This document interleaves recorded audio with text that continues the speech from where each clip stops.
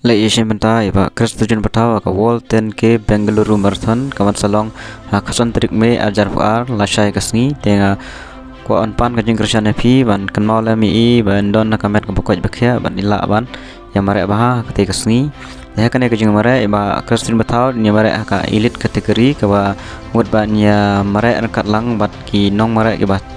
tibit jong kari India bat ke bana baru barha kan ke jumare lada ila ban el kai bah ila ban kiu haka Indian ranking bat haka world ranking he kumju te pat yapi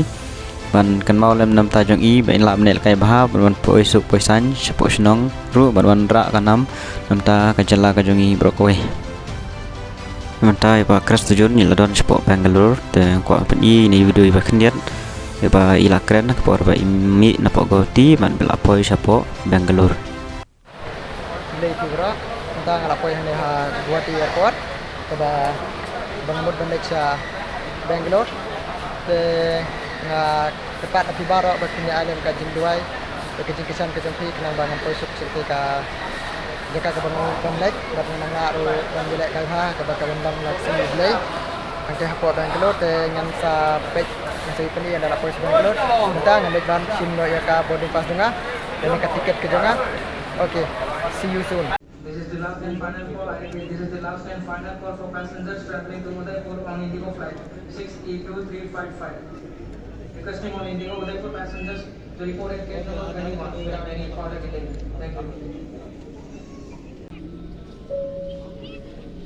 नमस्कार, कृपया ध्यान दीजिए ये अंतिम और आखिरी सूचना उन सभी यात्रियों के लिए है जो कोफर्स की उड़ान संख्या G8-131 से पटना की यात्रा कर रहे हैं। आप सभी G8-131 से पटना जाने वाले यात्रियों से अंतिम निवेदन है कि द्वार संख्या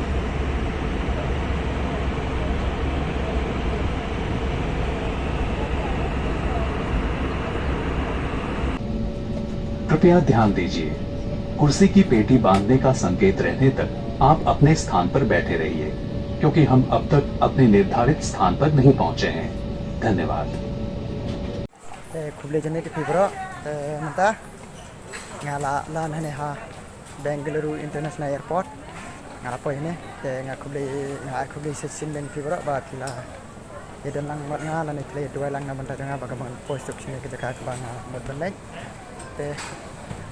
kermen skam bang na de kai see you agas ni play mah